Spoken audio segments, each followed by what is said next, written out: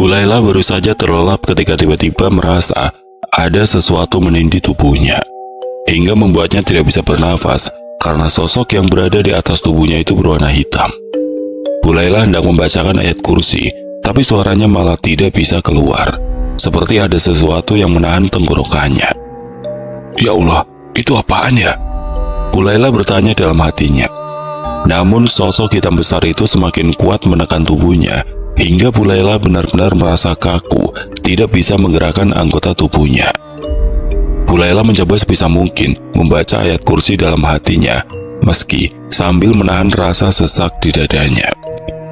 Akan tetapi karena rasa takutnya jauh lebih besar ketimbang keberaniannya, bacaan ayat kursinya malah jadi ngawur. Sementara Bu Laila hanya bisa menutup mata sambil ketakutan. Boro-boro bisa tidur dengan nyenyak, sampai akhirnya Bu Laila merasa lega. Tepat ketika adzan subuh berkumandang, sosok tinggi besar itu tahu-tahu sudah menghilang. Barulah Bu Laila bisa bernafas lega, karena akhirnya terbebas dari himpitan sosok hitam itu. Alhamdulillah ya Allah, ucap Bu Laila seraya mencoba bangun, meski sekujur tubuhnya terasa pegal-pegal, karena semalaman tidak bisa menggerakkan tubuhnya. Bu Laila pun membangunkan Pak Halim, suaminya yang sedang sakit, untuk ikut melaksanakan sholat subuh juga. Namun Bu Laila tidak menceritakan kejadian ganjil yang semalaman dia alami, karena takut menambah beban pikiran sang suami. Ya, sudah seminggu ini Pak Halim sakit. Awalnya dia hanya mengeluh susah untuk buang air kecil. Bu Laila tidak berpikiran negatif dan mengira mungkin suaminya itu terkena infeksi kandung kemih, karena suka menahan kencing dan kurang minum air putih. Namun yang mengherankan, Pak Halim sudah dibawa berobat ke dokter di beberapa rumah sakit yang berbeda, dan diberi obat paling bagus yang harganya juga tidak murah.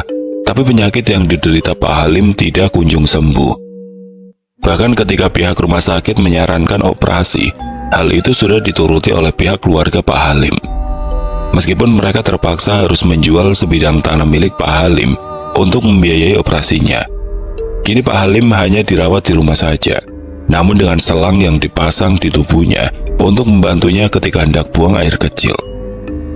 Yang membuat Bu Laila bingung, musibah yang menimpa keluarganya seperti datang beruntun dan tidak berkesudahan.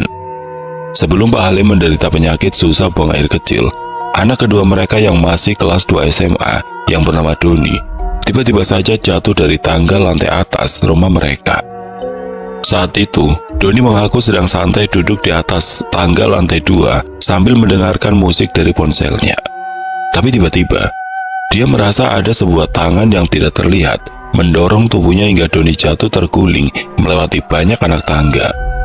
Akibatnya dia pun mengalami patah tulang di bagian punggungnya hingga harus dipasang pen, dan kini Doni sementara tidak bisa berjalan, hanya duduk di kursi roda. Setelah itu giliran Bu Laila yang mengalami musibah. Dia sedang berada di kamar mandi, tiba-tiba merasa ada yang menendang kaki kirinya dari belakang. Tapi sosoknya tidak terlihat. Bu Laila pun jatuh terjerembab karena hilang keseimbangan, dan akhirnya jalannya jadi sedikit pincang. Bu Laila mengeluh kalau kaki kirinya itu terasa sangat sakit untuk dipakai berjalan. Bu Laila juga sudah berusaha berobat kemana-mana, tapi anehnya dokter bilang tidak terindikasi ada penyakit di kaki kirinya. Bu Laila pun akhirnya hanya bisa pasrah. Untunglah Santi, anak pertamanya yang tinggal dengannya, mau membantu kedua orang tuanya dan adiknya yang sedang sakit itu. Apa tidak sebaiknya kita coba bawa bapak berobat ke seorang ustadz atau kiai, Bu? Soalnya aneh saja, masa iya bapak sudah 2 kali dioperasi masih belum sembuh juga? Tanya Santi pagi itu sambil membuatkan sarapan untuk mereka sekeluarga. Dia juga ya, kenapa ibu tidak kepikiran seperti kamu ya, San? Dia mana tahu penyakit bapak dan apa yang terjadi sama ibu dan Doni itu asalnya gangguan dari makhluk dunia lain, Bu. Sahut Santi seraya memindahkan nasi goreng ke dalam piring. Iya, yang penting namanya aja ikhtiar. Ibu sudah bingung, Santi, harus bagaimana? Ucap Bu Laila dengan suara pelan, seperti sedang menahan tangis. Sabar ya, Bu. Insya Allah nanti siang Santi akan menemui seorang kiai kenalan Santi. Namanya Kiai Jamal. Katanya sih dia bisa mengobati juga. Santi berusaha menghibur sang ibu seraya memeluknya. Singkat cerita, Kiai Jamal pun langsung datang ke rumah Pak Halim. Namun ketika bertemu langsung dengan Pak Halim, Kiai Jamal spontan mengernyitkan keningnya. Dia menatap tajam ke arah tubuh bagian bawah Pak Halim yang saat itu memakai sarung dan dipasangkan selang. Lalu Kiai Jamal juga memandang tajam ke arah kaki kiri Bu Laila. Kemudian beliau langsung mengucapkan istighfar. Astagfirullahaladzim, ucap Kiai Jamal seraya mengambil tasbih yang ada di dalam saku pakaian muslim yang dikenakannya. Kemudian berkomat kamit sepertinya membacakan semacam wirid. Setelah disusul keluar suara bentakan dari Kiai Jamal.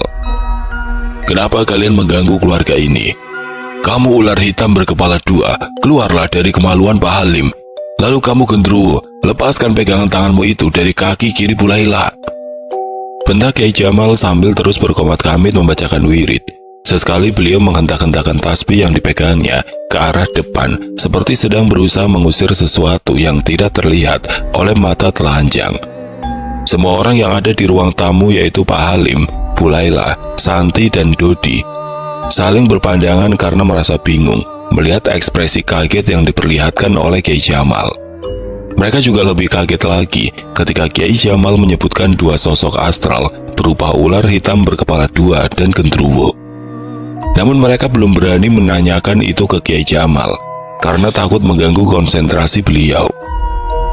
Tidak berapa lama berselang, sebuah angin kencang tiba-tiba masuk ke dalam rumah Pak Halim, hingga membuat jendelanya yang terbuka meliuk-liuk saling bertabrakan dengan kaca.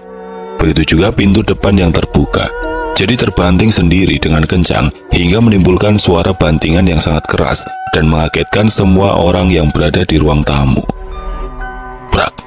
Santi dengan sigap segera mengunci pintu dan menutup semua jendela, agar jangan sampai terjadi lagi hal yang seperti tadi. Namun yang ada, Santi malah seperti kerasukan sesosok makhluk tidak kasat mata. Dia terus mengejang seperti orang yang terkena sengatan listrik. Santi! Teriak Bu Laila dan hendak berjalan ke arah Santi. Namun dilarang Kiai Jamal. Jangan coba-coba mendekat Bu Laila. Anak ibu sedang kesurupan. Takutnya nanti bisa membahayakan ibu dan anak ibu, cegah Kiai Jamal. Namun Bu Laila yang lebih mengkhawatirkan kondisi Santi tidak mau mendengarkan ucapan Kiai Jamal. Dia tetap berjalan menghampiri Santi. Kamu kenapa, nak? Tanya Bu Laila seraya mendekat ke arah Santi dan hendak memegang kedua pipi Santi.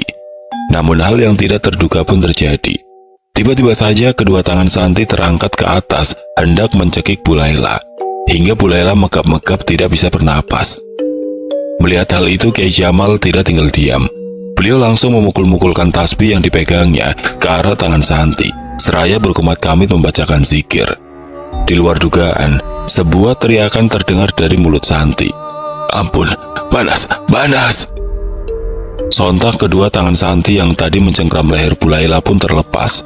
Bu Laila segera menjauh dari tubuh Santi, seraya masih memegangi lehernya yang masih terasa sakit. Kiai Jamal segera membacakan ayat-ayat ruqyah untuk mengeluarkan sosok jin jahat yang kini masuk ke dalam tubuh Santi. Sesekali terdengar suara tawa mengekeh dari mulut Santi. Bila didengar secara seksama, suaranya mirip sekali dengan suara kakek-kakek. Keluar kamu dari tubuh gadis ini. Bila tidak, atas izin Allah aku akan bakar kamu, perintah Kiai Jamal seraya terus membacakan ayat-ayat ruqyah. Tapi sepertinya sosok jin yang merasuki gadis itu terlalu kuat, hingga tubuh Kiai Jamal yang sudah berusia setengah baya itu pun jatuh terpental. Kepalanya membentur tembok hingga untuk beberapa saat Kiai Jamal hanya bisa terus membacakan surat-surat ruqyah, meski punggung dan kepalanya terasa sakit. Aku tidak akan keluar dari tubuh gadis ini. Begitu juga dengan kedua anak buahku, akan terus mengikuti kedua orang tuanya, kata sosok yang ada di dalam tubuh Santi. Apa salah mereka? Kenapa kau dan anak buahmu mengganggunya? Tanya Kiai Jamal sambil terus membacakan ayat-ayat ruqyah. Kau tanyakan saja pada bapak dari anak ini, apa yang dia lakukan pada tempat tinggalku, tanda sosok yang merasuki Santi itu. Aku yakin kau pasti hanya mengada-ngada. Kalian kaum jin kafir sudah biasa berbohong. Aku tidak akan gampang percaya begitu saja pada ucapanmu, sahut Kiai Jamal. Kiai Jamal kembali melanjutkan ucapannya dengan tatapan tajam ke arah Santi yang ditunjukkan pada sosok yang masuk ke dalam tubuh gadis itu, melewati punggungnya. "Cepat kau keluar dari tubuh gadis itu, atau aku akan membakarmu, jin kafir." Kembali Kiai Jamal mengancamnya. Sosok itu malah terdengar tertawa mengekeh, seakan mengejek Kiai Jamal. "Coba saja kalau kau bisa mengeluarkan aku, Kiai bodoh." Kiai Jamal pun melemparkan tasbih yang dipegangnya ke arah Santi yang masih dirasuki. Hal tidak terduga kembali terjadi. Tasbih tersebut malah mental sama sekali tidak mengenai tubuh Santi. Kini malah Kiai Jamal yang sepertinya terkena serangan balik dari sosok jin yang belum diketahui wujudnya itu. Tubuh Kiai Jamal tiba-tiba saja seperti ada yang menyeret. Kemudian tubuh tuanya seperti dihempaskan berkali-kali ke tembok oleh sesuatu yang tidak terlihat. Kiai Jamal pun hanya bisa pasrah. Berkali-kali beliau muntah darah, tanda mengalami luka dalam. Kepalanya yang ikut dibentur-benturkan juga mengucurkan darah, lalu dia pun pingsan. Keesokan harinya Bu Laila mendapatkan kabar duka kalau Kiai Jamal meninggal dunia. Kabar tersebut sungguh memukul keluarga Bu Laila, karena bagaimanapun juga Kiai Jamal meninggal setelah mencoba membantu mengobati dan mengusir jin jahat yang merasuki tubuh Santi. Untungnya pihak keluarga Kiai Jamal mau berbesar hati memaafkan dan menganggap semua ini adalah takdir dari Tuhan yang memang sudah digariskan. Sementara itu Nindi yang sedang terlelap tidur di kamarnya, tiba-tiba saja dia bermimpi didatangi oleh 3 orang sosok makhluk tidak kasat mata yang belum pernah dia lihat sebelumnya. Sosok pertama adalah seorang kakek-kakek membawa tongkat yang berpakaian seperti seorang pertapa. Di samping kirinya ada sosok hitam legam berambut ikal mirip gendruwo dan membawa batu berukuran sebesar kepalan tangan orang dewasa di tangannya. Terakhir di samping kiri sosok kakek pertapa itu adalah seekor ular hitam berukuran sangat besar dan panjang, namun memiliki 2 kepala. "Kamu jangan sampai ikut campur urusan ini. Kalau kamu ikut campur, tanggung sendiri akibatnya," ancam sosok kakek-kakek pertapa itu sambil memukul-mukulkan tongkatnya ke tanah. Tiba-tiba saja dari lubang yang dibentuk oleh pukulan tongkat sosok kakek tersebut, keluarlah mata air yang kemudian makin lama makin membesar. Lalu membentuk genangan air hingga hampir saja membuat tubuh Nindi tenggelam. "Tolong, tolong!" teriak Nindi yang terus berteriak-teriak minta tolong dengan kedua mata yang masih terpejam. Bu Cahaya yang baru saja melaksanakan sholat tahajud sempat kaget mendengar suara teriakan Nindi dari dalam kamarnya itu. "Kayak suara teriakan Nindi," gumam Bu Cahaya ibu Nindi sambil langsung membuka mukena yang dikenakannya, kemudian setengah berlari menuju kamar Nindi. Nindi, bangun Nin, baca istighfar Nin," kata Bu Cahaya seraya menggoyang-goyangkan pipi Nindi agar membuat sang putri segera bangun. Banjir Bu, Nindi takut hampir tenggelam Bu." Kalimat itulah yang pertama kali diucapkan Nindi begitu dia terbangun. Peluh mengucur membasahi wajah dan tubuh Nindi. "Tenang Nin, itu hanya mimpi. Kamu tadi mimpi buruk, pasti lupa baca doa ya," tegur Bu Cahaya sambil mencoba menenangkan Nindi dengan memeluknya. Setelah sedikit tenang, Nindi pun memandang sekeliling, kemudian langsung memegang dadanya.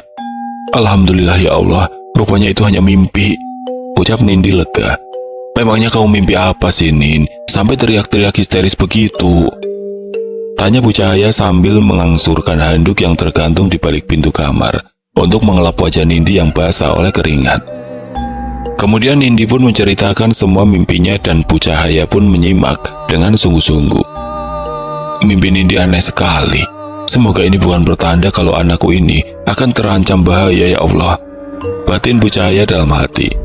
Bu Laila mulai putus asa dengan semua teror yang mulai menimpa keluarganya. Santi belum sepenuhnya sembuh dari kerasukan dan tidak ada yang bisa membantu mengeluarkan sosok jin yang masuk ke dalam tubuhnya. Akibatnya setiap hari Santi kerjanya hanya mengamuk-ngamuk dan menyakiti dirinya sendiri. Tidak mau hal buruk menimpa sang putri, Bu Laila pun akhirnya minta bantuan warga untuk memasung Santi. "Maafkan ibu nak, ibu terpaksa melakukannya demi kebaikan kamu," ucap Bu Laila lirih sambil menyeka air mata yang kini jatuh di pelupuk matanya. Kini dengan kondisi kaki kirinya yang masih terasa sakit setiap kali dipakai berjalan, mau tidak mau hanya Bu Laila yang bisa diandalkan untuk mengurus Pak Halim Doni dan Santi. Sebenarnya banyak tetangga yang menyarankan Bu Laila untuk ikhtiar ke Ustadz A, Kiai B, atau paranormal C dan sebagainya. Tapi Bu Laila yang masih trauma dengan insiden yang pernah terjadi pada mendiang Kiai Jamal, jadi harus berpikir 1000 kali untuk meminta bantuan mereka. Malam itu terdengar suara teriakan kesakitan Pak Halim. Dia mengeluh kalau kemaluannya sangat sakit seperti ada yang meremas-remas. Setiap kali mau kencing, Pak Halim juga merasa ada sebuah tangan tidak terlihat yang menahan agar air seninya itu tidak bisa mengalir lancar. "Tolong Bu, sakit sekali Bu. Bapak sudah nggak kuat Bu." Rintih Pak Halim sambil meringis kesakitan menunjuk-nunjuk ke arah kemaluannya yang tertutup sarung itu. Bahkan selang yang diberikan oleh dokter untuk membantu Pak Halim agar bisa menyalurkan buang air kecil, kini sudah tidak mempan lagi. Bu Laila hanya bisa menangis melihat penderitaan sang suami. Dia bingung harus berbuat apa. Belum lagi teriakan kesakitan Doni yang terdengar dari arah kamarnya. Katanya, punggungnya sakit sekali seperti ada yang memukul-mukul dari belakang. Doni yang masih berada di atas kursi roda jelas tidak berdaya untuk melawan. Doni hanya bisa berteriak kesakitan sambil memanggil-manggil ibunya. Belum lagi suara teriakan histeris diiringi tawa cekikikan dan tangisan memilukan dari Santi terdengar bergema dari arah kamar gudang, tempat di mana gadis itu masih dipasung. Anehnya meski tahu kalau Pak Halim sekeluarga yang menjabat sebagai RW sedang sakit, namun hanya sedikit warga yang datang menjenguk mereka. Malahan ketika ada seorang warga yang mengajak warga lainnya untuk datang, kebanyakan menolak. "Males banget saya datang menjenguk. Biarin aja Pak RW merasakan buah dari keserakahan dia," kata seorang warga. "Iya, salah sendiri selama ini suka seenaknya dan sewenang-wenang sama warganya sendiri," timbal rekannya. Bahkan ucapan yang menyakitkan hati seperti tadi mulai sering terdengar ke telinga Bu Laila ketika dia pergi ke warung untuk berbelanja. Di warung semua ibu-ibu terlihat memandang sinis padanya dan sama sekali seperti tidak merasa simpati sedikit pun akan musibah yang kini sedang menimpa Bu Laila sekeluarga. Siang itu Nindi sedang asik rebahan di kamarnya ketika Bu Cahaya, ibunya, tiba-tiba masuk dan menghampirinya. "Lagi ngapain, Nin?" tanya Bu Cahaya seraya duduk di tepi ranjang Nindi. Melihat ibunya datang, Nindi langsung melepas handset yang menempel di kedua telinganya. "Ibu, ada apa Bu? Biasanya sih kalau ibu tiba-tiba nyamperin Nindi, pasti saja minta dianterin ke suatu tempat, bener nggak?" tebak Nindi. Bu Cahaya tersenyum. "Iya, tahu saja. Kamu temani ibu menjenguk suami Bu Laila, teman kuliah ibu ya?" ajak Bu Cahaya. "Bu Laila yang suaminya RW itu bukan Bu? Yang namanya Pak Halim bukan?" Nindi balik bertanya. "Iya, kasihan. Suaminya lagi sakit. Katanya sih lumayan parah karena nggak bisa kencing," jawab Bu Cahaya. Nindi spontan mendekati Bu Cahaya karena tertarik dengan topik yang disampaikan sang ibu. "Nggak bisa kencing? Batu ginjal ya Bu?" selidik Nindi. "Gak tahu juga, karena sudah banyak dibawa ke beberapa orang dokter dari rumah sakit yang berbeda-beda, tapi masih juga nggak ada perubahan." "Kok aneh ya Bu?" "Iya, ibu juga mikirnya gitu. Kayak ada sesuatu dengan keluarganya Bu Laila. Belum lama Bu Laila kaki kirinya sakit, tiba-tiba tidak bisa dipakai berjalan. Lalu anak keduanya sempat jatuh dari tangga lantai 2 rumah mereka dan mengalami patah tulang," kata Bu Cahaya dengan wajah sedih, seperti ikut merasakan penderitaan sang teman lama. "Ah?" Nindi terperangah karena tidak percaya dengan apa yang disampaikan Bu Cahaya. "Iya, malahan dengar-dengar sekarang anak pertamanya yang bernama Santi yang kerasukan hingga harus dipasung, Nin," ucap Bu Cahaya. Emang agak aneh sih Bu, karena musibahnya banyak beruntun begitu," Nindi menjawab sambil manggut-manggut. "Ya udah, kamu siap-siap, sebentar lagi kita berangkat ya," ucap Bu Cahaya seraya meninggalkan kamar Nindi. Singkat cerita, keduanya pun sampailah di rumah Bu Laila dan Pak Halim. Sebuah rumah bertingkat 2 yang lumayan mewah untuk ukuran lingkungan di sana. Di samping kiri rumahnya ada sebuah sumur tua yang konon usianya sudah lebih dari 100 tahun. Di belakang rumah mereka ada sebuah kebun yang cukup luas milik Pak Halim, yang suka dia tanami dengan jagung, kacang tanah, dan lain-lain. Saat mobil Nindi dan Bu Cahaya baru saja parkir di halaman rumah Bu Laila, Tiba-tiba saja dari kejauhan Nindi seperti melihat ada seseorang yang memperhatikannya. Ya, tidak jauh dari sumur tua tampak seorang laki-laki tua yang pakaiannya serba putih, tapi hanya menutupi tubuh bagian bawahnya saja, memandang nanar ke arah Nindi dan Bu Cahaya. Penampilannya yang mirip seorang pertapa dan memegang tongkat di tangannya, membuat Nindi jadi tiba-tiba teringat akan mimpinya kemarin malam. Nindi langsung menoel lengan ibunya. "Bu, lihat nggak? Di sana ada kakek-kakek yang memperhatikan kita dari tadi," kata Nindi seraya menunjuk ke arah sosok kakek-kakek tadi berada. Tapi aneh, tiba-tiba saja sosok kakek-kakek tersebut sudah menghilang. "Mana? Kok nggak ada?" tanya Bu Cahaya seraya ikut mengedarkan pandangan ke arah yang ditunjuk Nindi. "Loh, tapi tadi beneran ada loh, Bu. Aku nggak bohong.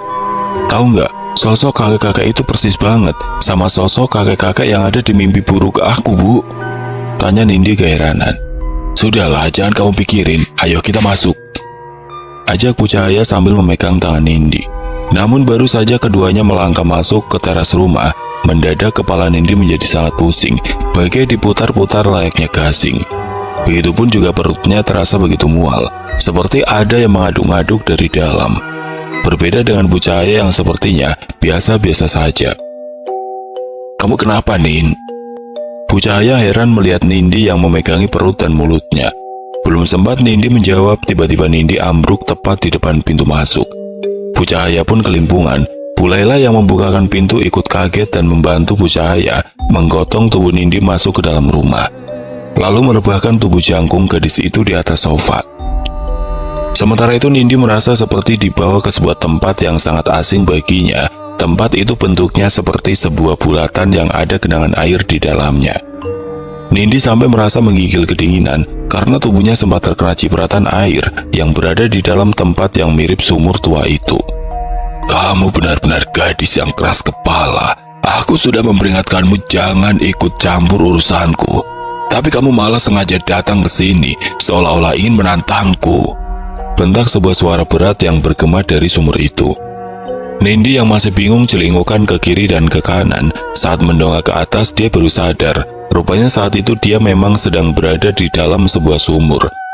Tapi dia sendiri tidak tahu kini sedang berada di sumur yang mana.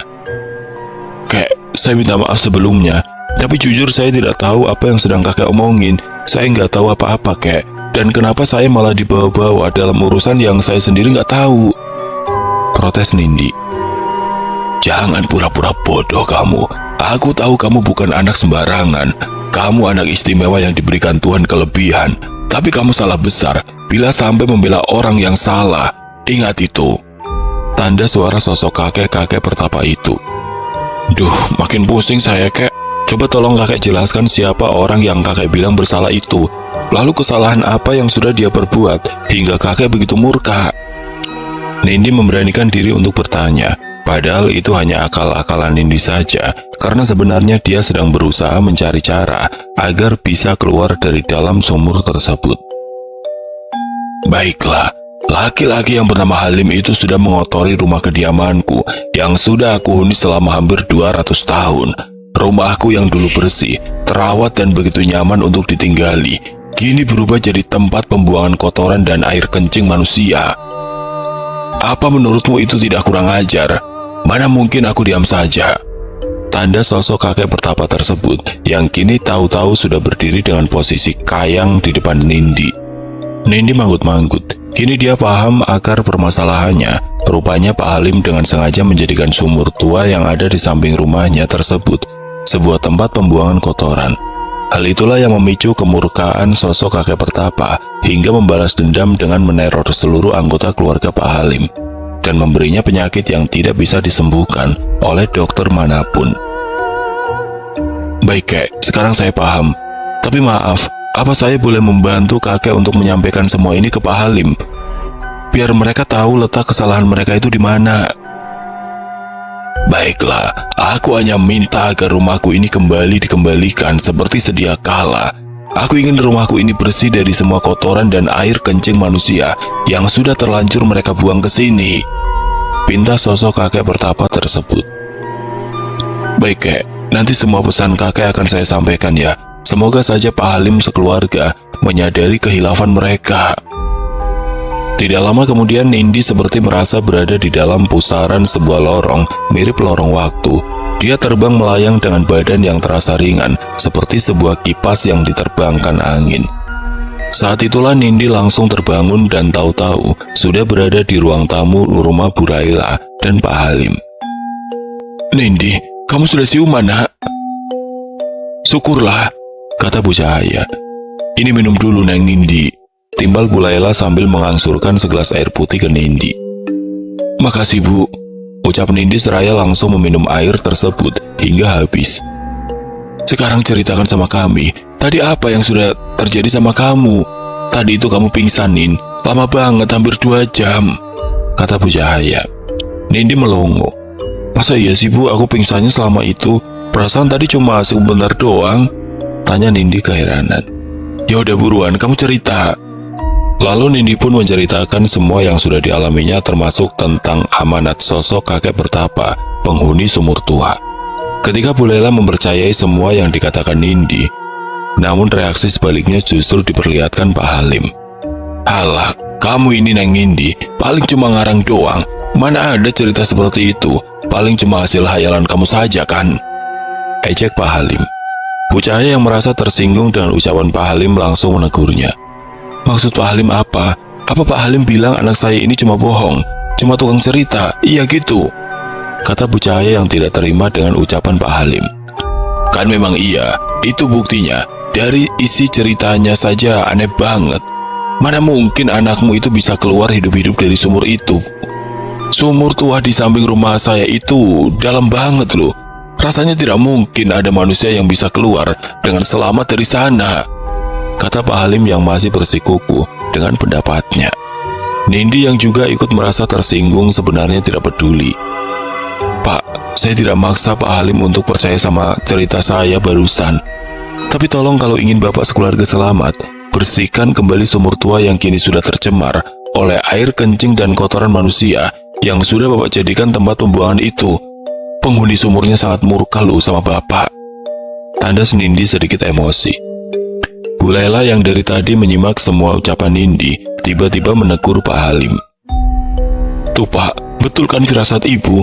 Waktu Bapak memutuskan untuk menjadikan sumur tua itu sebagai saluran pembuangan, kan Ibu sudah menentang, tapi Bapak tetap saja ngotot," keluh Bu Laila. Namun bukannya menerima diingatkan oleh sang istri, Pak Halim malah berbalik memarahi Bu Laila. "Ibu ini gimana? Malah ikut-ikutan percaya sama dongeng yang disampaikan Neng Nindi sih. Pokoknya Bapak tidak percaya, Bu, sama ucapan anak teman Ibu ini. Titik. Ya sudah, Bapak mau istirahat," kata Pak Halim sambil berdiri, lalu berjalan pelan menuju kamarnya. Tidak lama berselang kembali terdengar teriakan kesakitan dari Doni. Bu Laila langsung menuju kamar Doni. Nindi dan Bu Cahaya pun mengikutinya dari belakang. Mata Nindi langsung terbelalak ketika melihat apa yang dilihat oleh mata batinnya, tapi tidak bisa terlihat oleh mata biasa. Ya, di sana Nindi melihat Doni punggungnya sedang dipukuli sesosok makhluk hitam berambut keriting. Itulah yang membuat Doni selalu berteriak kesakitan di saat-saat tertentu. Makhluk jelek, kamu apain laki-laki itu? Gak ada kerjaan banget mukulin orang yang gak punya dosa," bentak Nindi pada makhluk sejenis genderuwo itu. Bu Laila kaget dan memandang ke arah Bu Cahaya seakan meminta penjelasan. Namun Bu Cahaya memberi isyarat dengan tangannya agar Bu Laila tenang. Bu Laila pun manut. Makhluk yang serba hitam itu marah diomelin oleh Nindi. Dia langsung melempari Nindi dengan batu sebesar kepalan tangan orang dewasa itu. Untung Nindi dengan gesit mengelak. Giliran Nindi yang menendang makhluk tersebut dengan jurus karate yang dimilikinya. Tapi tentu saja sebelumnya dia membaca basmalah. Akibatnya, sosok mirip genderuwo itu pun jatuh terjengkang. Tapi dia langsung bangkit dan hendak mencekik ke Nindi. Namun tiba-tiba, sebuah tendangan kembali mengajarnya. "Berani-beraninya kamu mau menyakiti gadis ini," teriak sosok perempuan cantik berpakaian khas Bali yang tahu-tahu sudah muncul di samping Nindi. "Nyai ini Mas Ayu?" seru Nindi sumringah. "Kenapa kamu tadi tidak memanggilku, Nindi?" protes Nyai ini Mas Ayu. "Maaf Nyai, saya lupa," saut Nindi sambil cengengesan. Tanpa membuang waktu, Nyai ini Mas Ayu langsung menghajar kembali sosok mirip genderuwo tersebut dengan mematahkan kedua tangannya. "Sekarang pergilah ke tuanmu. Mulai sekarang kedua tanganmu ini tidak akan bisa lagi seenaknya memukul dan melempari orang dengan batu. Pergi, kalau tidak, aku akan menghabisimu, ancam Nyai Nimas Ayu. Terima kasih Nyai atas bantuannya, ucap Bu Cahaya dalam hati memakai bahasa telepati. Ya, Bu Cahaya yang juga sebenarnya seorang indigo dulunya, tapi memutuskan untuk tidak lagi memakai kemampuannya. Dia bisa melihat Nyai Nimas Ayu karena dulu Nyai Nimas Ayu adalah penjaganya. Sama-sama, sahut Nyai Nimas Ayu. Sekarang kamu harus membantu gadis itu, Nin, sebelum sukmanya diambil paksa oleh sosok kakek tua penghuni sumur tua, kata Nyai Nimas Ayu. Singkat cerita, mereka pun segera menuju kamar gudang.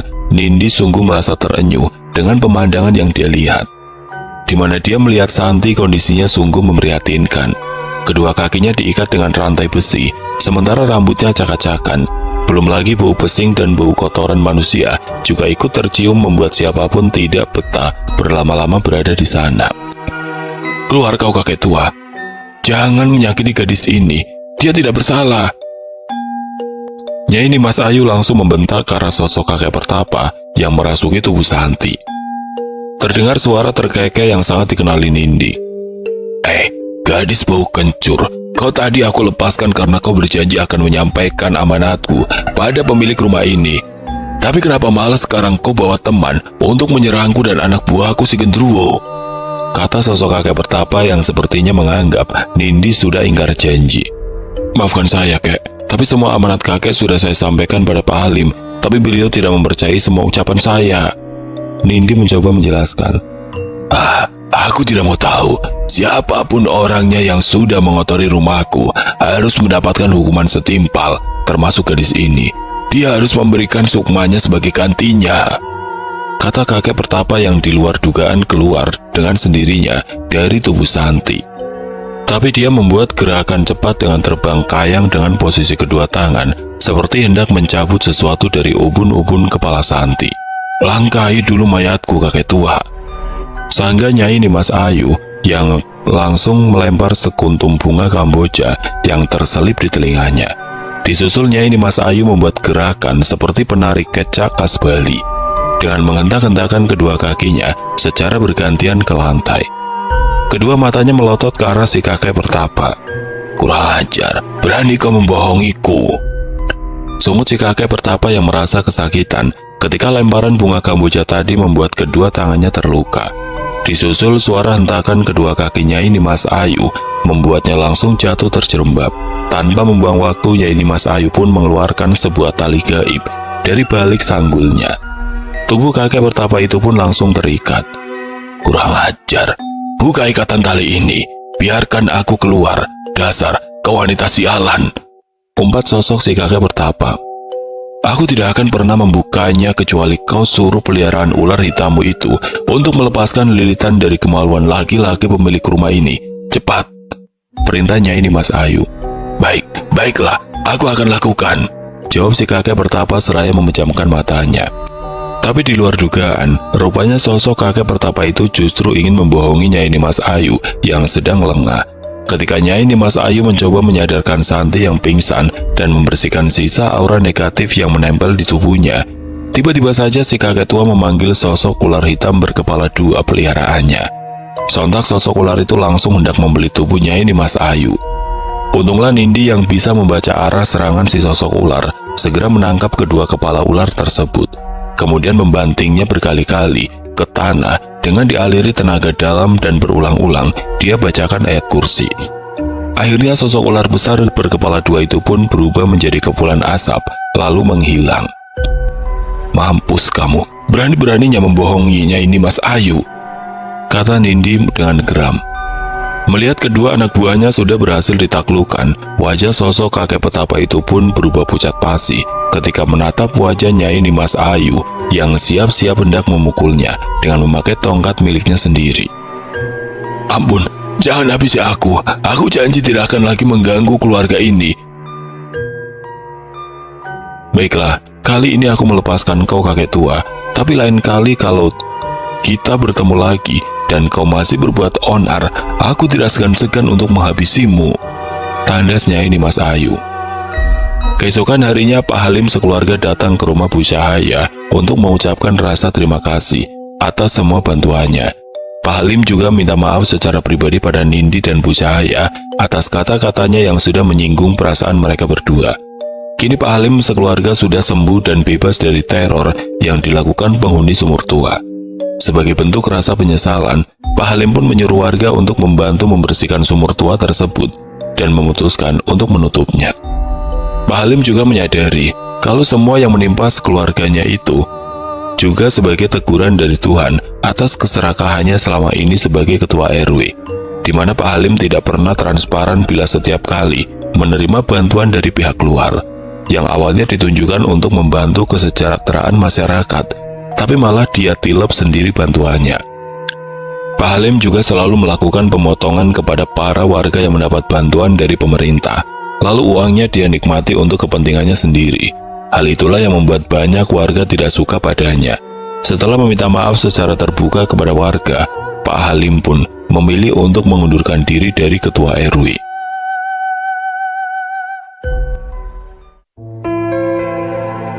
Oke teman-teman, sekian untuk kisah kali ini. Bagaimana menurut kalian tentang kisah ini? Tulis komentar kalian di kolom komentar. Dan semoga apa yang sudah saya bagikan dalam kisah ini dapat dijadikan pembelajaran untuk kita semua. Dan buat teman-teman yang baru bergabung, jangan lupa untuk like, komen, share, serta subscribe channel ini. Dan nantikan kisah-kisah horor berikutnya tetap di channel Radio Horor. Wassalamualaikum warahmatullahi wabarakatuh.